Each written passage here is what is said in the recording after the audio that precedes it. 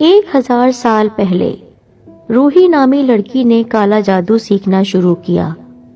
وہ پوری رات قبرستان میں بیٹھ کر چلا کاٹتی تھی۔ کہتی ہے کہ اس کے قابو میں بہت سی شیطانی طاقتیں آ گئی تھی، مگر وہ شیطان کے اور زیادہ قریب ہونا چاہتی تھی۔ اس کے لیے اس نے شیطان کو خوش کرنے کے لیے اس کے سامنے چھوٹے چھوٹے بچوں کو مارنا شروع کر دیا۔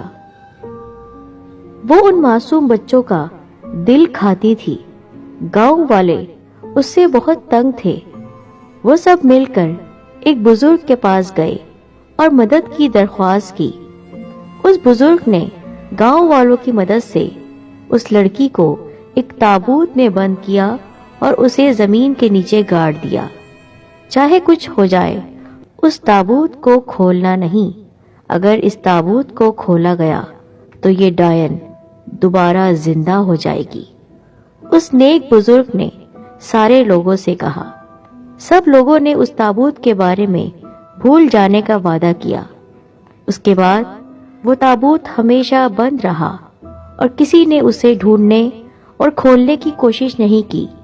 آہستہ آہستہ سب اس کے بارے میں بھول گئے اور وہ ڈائن آج بھی زمین کے نیچے اس تابوت میں بند تھی اور اس انتظار میں تھی کہ کوئی اس کو ڈھونڈ کر کھولے تاکہ وہ آزاد ہو سکے۔ اسد اور اکرم 3 دن سے ان کھنڈروں کی کھدائی میں مصروف تھے۔ تمہیں کیا لگتا ہے کچھ ملے گا یہاں سے؟ مجھے کافی امید ہے کہ ہمیں یہاں سے ضرور کوئی کام کی چیز ملے گی جس کے بعد ہماری تصویریں اخباروں میں لگی ہوں گی، اسد نے مسکراتے ہوئے کہا۔ وہ دونوں مزدوروں کے ساتھ جنگل میں موجود کھنڈروں کی کھدائی کر رہے تھے۔ سر نیچے سے کچھ ملا ہے۔ دونوں اپنے خیمے سے باہر نکلے اور مزدوروں کے انچارج حامد کے کہنے پر اس جگہ آ گئے۔ نیچے کھنڈر میں وہ چل دیے۔ عجیب سی وحشت تھی۔ ایک جگہ اسد کو لگا جیسے اس کے پیروں کے نیچے کوئی چیز آ گئی ہے۔ اس نے مزدور سے وہاں کھدائی کو کہا تو وہاں سے کھدائی شروع ہو گئی۔ نیچے انہیں ایک تابوت نظر آنے لگا، فولاد سے بنا ہوا مضبوط تابوت۔ اسد اور اکرم دونوں کی آنکھوں میں چمک آ گئی۔ اس میں ضرور کوئی ممی یا کوئی خزانہ ہوگا، مجھے بھی ایسا لگ رہا ہے۔ اس پورے تابوت کو نکال دیا گیا۔ تابوت کوئی زیادہ بڑا نہیں تھا اور نہ ہی زیادہ چھوٹا۔ اسد نے مزدوروں کو وہ تابوت خیمے میں پہنچانے کو کہا۔ وہ دونوں اپنے خیمے کی طرف چل دیے۔ تھوڑی دیر میں وہ تابوت ان کے پاس پہنچ چکا تھا۔ تابوت پر کسی انجانی زبان میں کوئی عبارت لکھی ہوئی تھی۔ اسد دنیا کی کئی زبانیں جانتا تھا۔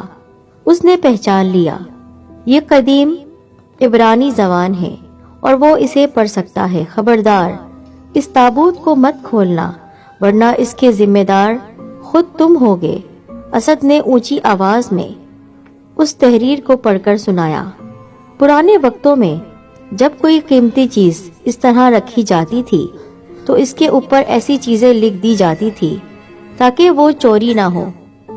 دونوں اس تابوت کے اوپر جھک گئے اور اس کو کھولنے کا طریقہ ڈھونڈنے لگے۔ کافی دیر دماغ کھپانے کے بعد ان کو تابوت کھولنے کا طریقہ پتہ چل گیا۔ ان دونوں نے مل کر جیسے ہی تابوت کا اوپر والا دروازہ کھولا تو ایک دم خوفناک چیز کی آواز آئی۔ وہ دونوں ڈر کر پیچھے ہٹ گئے۔ تابوت میں سے تیز روشنی نکلی اور خیمے کی چھت کو پھاڑتے ہوئے آسمان کی طرف چلی گئی۔ اب تابوت بالکل خالی تھا، صرف اس میں کچھ کیڑے رینگ رہے تھے۔ اسد اور اکرم بری طرح ڈر چکے تھے۔ انہوں نے تمام مزدوروں کو چھٹی دی اور خود بھی گھر کی طرف چلے گئے۔ کچھ دیر پہلے جو آسمان بالکل صاف تھا، اب وہاں کالی گھٹا چھا گئی تھی۔ تھوڑی دیر بعد تیز بارش شروع ہو گئی اور ساتھ میں طوفانی ہوا بھی چل پڑی۔ آسمانی بجلی بھی خنجر کی طرح بار بار آسمان پر ظاہر ہو رہی تھی۔ اکرم اور اسد کو یقین تھا یہ سب کچھ اس تابوت کو کھولنے کی وجہ سے ہو رہا ہے۔ اس تابوت کو مزدوروں نے دوبارہ انہی کھنڈروں میں رکھ دیا اسد اور اکرم نہیں جانتے تھے کہ ان کی ایک غلطی کی وجہ سے کیا قیامت آنے والی تھی، اور انہوں نے ایک ڈائن کو آزاد کر دیا تھا، ایک خونی ڈائن جو صرف شیطان کو خوش کرنے کے لیے انسانی خون کی ندیاں بہا سکتی تھی، ہڈیوں کے مینار بنا سکتی تھی۔ روحی اس وقت ایک غار میں موجود تھی۔ اس نے اپنا ٹھکانہ اس غار کو چنا تھا کیونکہ یہ عام انسانوں کی پہنچ سے دور تھا اور وہاں آج تک کوئی انسان داخل نہیں ہو رہا تھا۔ روحی خوش تھی کیونکہ اسے 1000 سال کی قید کے بعد آزادی ملی تھی۔ اس کی شیطانی طاقتوں میں کافی کمی آ چکی تھی۔ اب وہ دوبارہ اپنی پرانی طاقتیں بحال کرنا چاہتی تھی، اور اس کے لیے اسے بہت کام کرنا تھا۔ شیطان کو خوش کرنے کے لیے اسے پھر سے معصوم لوگوں کا خون بہانا تھا، مگر اس کی طاقتیں بہت کم تھی اور وہ کسی صورت میں اس جنگل سے باہر نہیں جا سکتی تھی۔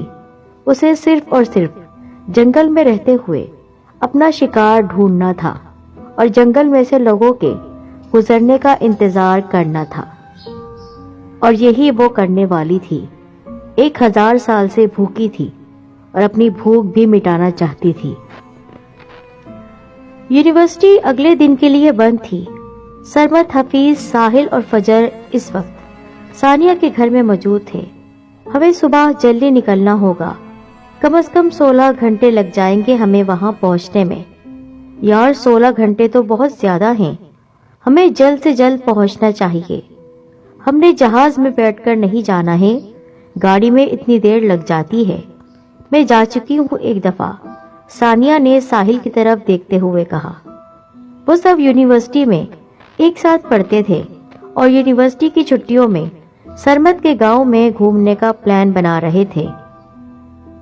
ایک شارٹ کٹ ہے، اگر وہاں سے جائیں تو ہمارے 3 سے 4 گھنٹے بچ سکتے ہیں، مگر وہ راستہ جنگل میں سے جاتا ہے۔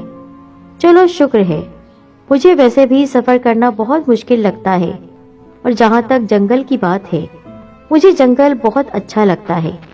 ساحل نے خوش ہوتے ہوئے کہا۔ تم تو ہو ہی جنگلی، فجر نے کہا تو سب ہنسنے لگے۔ تو ڈن ہو گیا، ہم صبح 7 بجے نکلیں گے اور پھر شارٹ کٹ سے جائیں گے۔ صبح ٹھیک 7 بجے وہ گاڑی میں روانہ ہو چکے تھے۔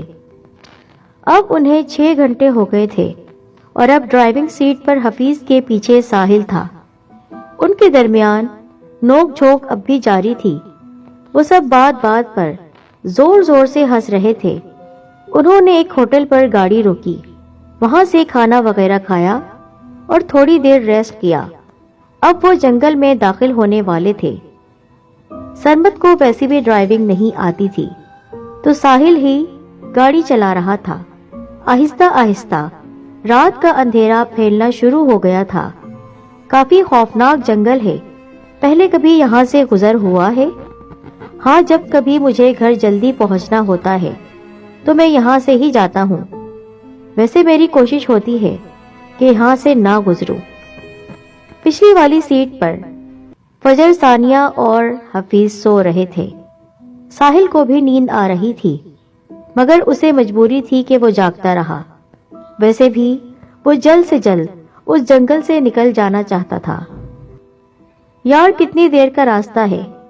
یہ کوئی 1 گھنٹے کا۔